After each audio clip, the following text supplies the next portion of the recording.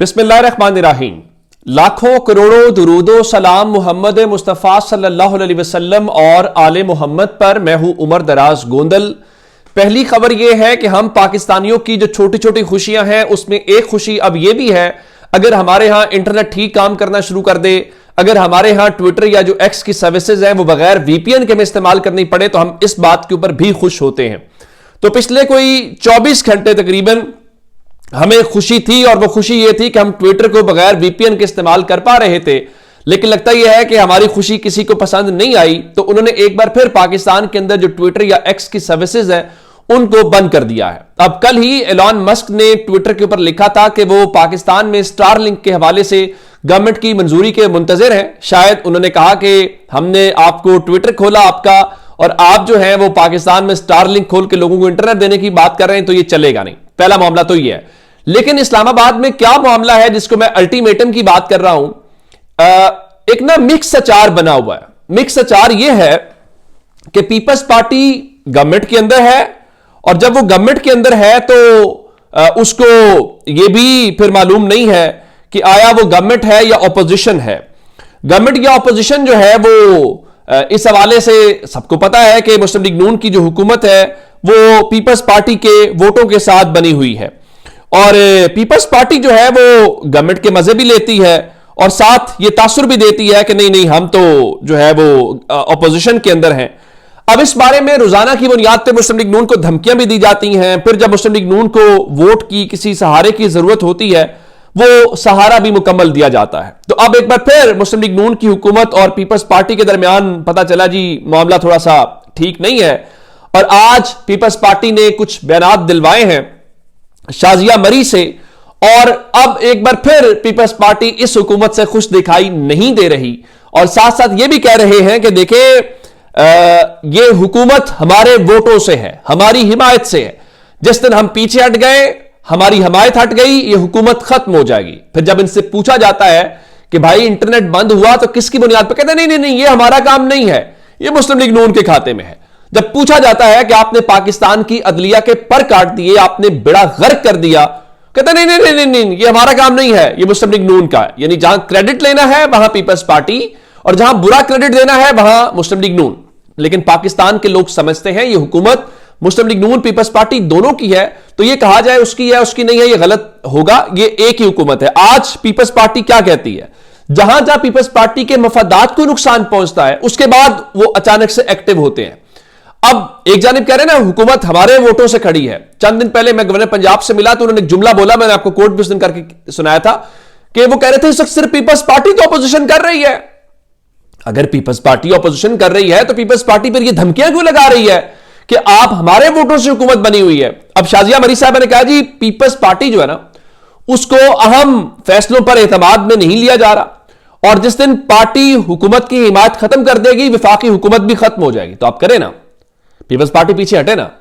पीछे हटने का मतलब ये होगा आपकी सदारत जाएगी, इसका मतलब होगा चेयरमैन सेनेट जाएगा, इसका मतलब होगा गवर्नर खैबर पख्तूनख्वा जाएगा, गवर्नर पंजाब जाएगा।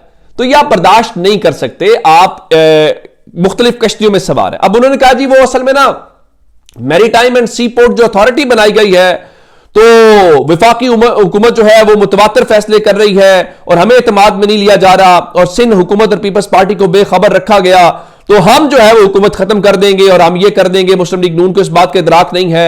हम आपको कह रहे हैं कि जो मुश्तरका मफादात काउंसिल है उसका इजलास बुलाया जाए। 11 महीने गुजर गए हैं, इजलास नहीं बुलाया गया, तो वजीर आजम 3 महीने के अंदर जो है वो मुश्तरका मफादात काउंसिल का इजलास बुलाने के पाबंद है। अब ये सारी बातें कहने का मतलब यह, मैं सिर्फ आपको इतनी बात कहना चाहता हूं कि आप जो मर्जी कहते रहें, जिस तरह एमकेएम की चाबी एमके के पास नहीं है ना, पीपल्स पार्टी की चाबी भी पीपल्स पार्टी के पास नहीं है। पीपल्स पार्टी जिस वक्त लाइन से हटने की कोशिश करेगी, सिंध के अंदर हल्की से इदारे एक्टिव होंगे, हल्की सी कार्रवाई होगी, और उसके बाद पीपल्स पार्टी लाइन के ऊपर आ जाएगी। आपको पता है कि सिंध के अंदर जो सिस्टम है ना, सिस्टम, मैं यही लफ्ज इस्तेमाल कर सकता हूं, वो पीपल्स पार्टी का सिस्टम ही उसकी इंश्योरेंस है, वही उसकी सर्वाइवल है। इलेक्शन से पहले हल्का सा चीजें हुई और पता चला कि पीपल्स पार्टी का जो सिंध में सिस्टम है उस सिस्टम को तोड़ा जाएगा, और उसके बाद पीपल्स पार्टी लाइन पे आ गई। हुकूमत के अंदर भी हर चीज में है। तो मेरा ख्याल यह है कि पीपल्स पार्टी इस किस्म के तमाशों में अगर वो समझती है कि लोगों को कन्विंस कर लेगी और लोगों को तासुर दिया जाएगा कि जनाब देखें पीपल्स पार्टी बड़ी उसूली सियासत कर रही है, नहीं, पीपल्स पार्टी इक्तदार की सियासत कर रही है। पीपल्स पार्टी अपने मफादात का तहफ्फुज पंजाब हर जगह पे कर रही है, तो आपकी जो प्राइस है वो आपको पे कर दी गई है। आप इसके बाद यानी एक चीज की जो कीमत है, कीमत अदा करने के बाद मजीद कीमत तो वसूल नहीं की जा सकती, तो अब आप मजीद कीमत का मुतालबा नहीं कर सकते। और आपको पता है कि इस वक्त आप लोगों का एक ही हल है, आपको हल्का सा आप लोगों के कान में डाला जाए कि इमरान खान आ जाएगा, पीपल्स पार्टी क्या, मुस्लिम लीग नून क्या, एमकेएम क्या, ये सारे ऐसे सीधे हो जाएंगे नाक की लकीर की तरह कि आपकी सोच है।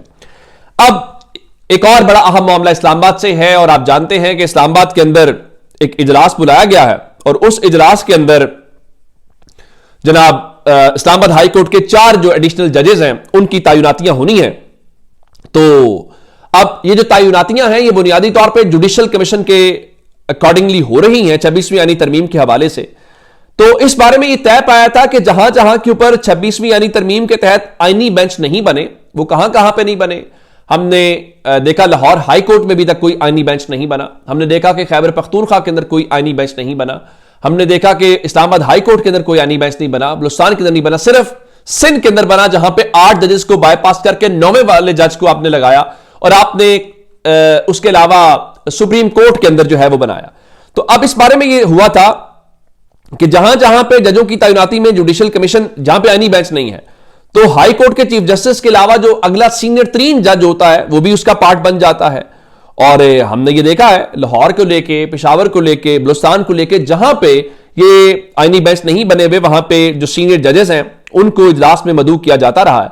लेकिन अब सवाल यह है कि जस्टिस मोहसिन अख्तर कियानी साहब जो हैं उनको चीफ जस्टिस याया आफरीदी ने उस इजलास में मदऊ क्यों नहीं किया। देखिए, जस्टिस मोहसिन अख्तर कियानी काफी देर से आंखों में खटक रहे हैं जब जजेस ने खत लिखा तब से लेकर आज तक, और ख्याल और तासुर क्या है? ख्याल और तासुर यह है कि उनका रास्ता रोकना मकसूद है।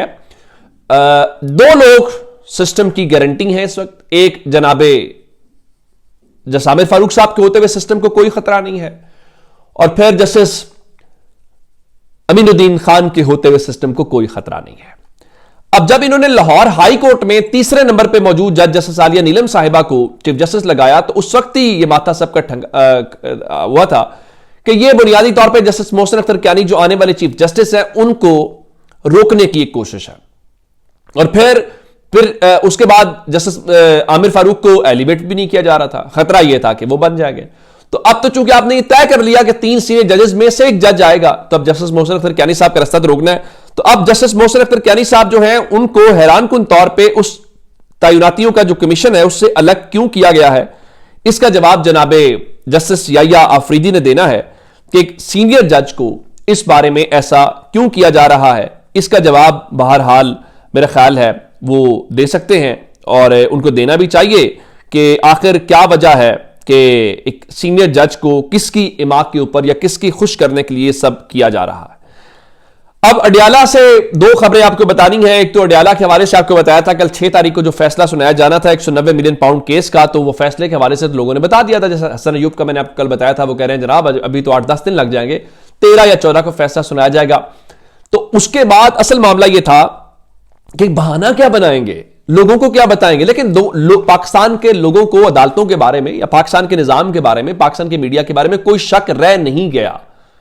मैं आपको बताना ये चाह रहा हूं कि अब बहाना ये बताया गया है कि जनाब जो जज नासिर जावेद राना साहब है ना, वो ट्रेनिंग पे मौजूद है, तो ट्रेनिंग पे ऊपर मौजूद होने की वजह से वो जनाब अब कल जो है शायद फैसला ना सुनाए।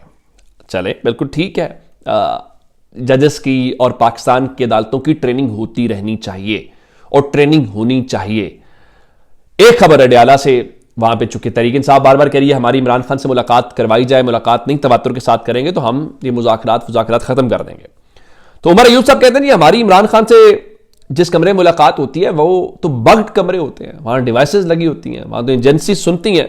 तो हम चाहते हैं कि हम एक ऐसी जगह मुलाकात हो जहां ये मामलात ना हो, ताकि हम इमरान खान के साथ फ्रीली बात कर सकें और हम आइंदा का जो लाहे अमल है वो तय कर सकें। लेकिन ये अडियाला में अर्जियां डाल रहे हैं, वो अर्जियां क्या डाल रहे हैं वो भी आपको बता देता हूं। जनाबे अंसार अब्बासी जो पहले भी कहते रहे हैं कि अगर मौजूदा सिस्टम को मान लिया जाए तो एक ऑप्शन दी जा सकती है कि इमरान खान को बनी गाला शिफ्ट कर दिया जाए। अब इमरान खान बनी गाला शिफ्ट नहीं होना चाहते तो उनको जबरदस्ती करना है आप लोगों ने, वो नहीं होना चाहते, वो जेल में खुश हैं, बीमार भी नहीं हो रहे, डट के खड़े हैं। कल का क्या रिजल्ट निकलेगा ये तो कल पता चलेगा। अब वो कहते हैं जी अपनी रिहाई और पॉलिटिकल स्पेस के लिए इमरान खान को मौजूदा सिस्टम को तस्लीम करना पड़ेगा। यानी अगर आपको पॉलिटिकल स्पेस करनी है, यानी पाकिस्तान के करोड़ों लोग इमरान खान के साथ हैं तो इससे फर्क नहीं पड़ता। सिर्फ एक ही वजह है, हम करोड़ों लोगों की राय के खिलाफ जाएंगे, करोड़ों लोगों की राय को कुचल देंगे, मसल देंगे। वजह, लोग जमहूर मैटर नहीं करता, दस्तूर मैटर नहीं करता, चंद लोगों की राय, चंद लोगों की अना मैटर करती है। नंबर 1, ये एहतजाजी सियासत से किनारा कशी करें। पाकिस्तान में कोई पहली बार एहतजाजी सियासत हो रही है, आइन आपको नहीं एहतजाज का इजाजत देता। हुकूमत और इदारों के खिलाफ सोशल मीडिया पर बयानियां छोड़ना होगा। एक सवाल है, हुकूमत और इदारों के पास भी तो कोई बयानिया होगा, उस बयानी को प्रमोट करें, कौम को जो बयानिया ठीक लगेगा कौम उसके साथ खड़ी होगी। तो अब यह कहना कि हमारे खिलाफ लिखना छोड़ दें, इससे आप पब्लिक सेंटिमेंट को निगेट कर रहे हैं। पब्लिक सेंटिमेंट एक ग्राउंड पे मौजूद है, वो आपकी मर्जी है। तो अगर ये वरना फॉर्मल या बैकडोर मुज़ाकरात से कुछ हासिल नहीं होगा। सबको पता है कि इन मुज़ाकरात से कुछ हासिल नहीं होगा, ना लेने वालों को पता है उसमें से कुछ हासिल कर सकते हैं, और जो जाहिरन देने वाले बैठे हुए उनके पास भी देने को कुछ नहीं है।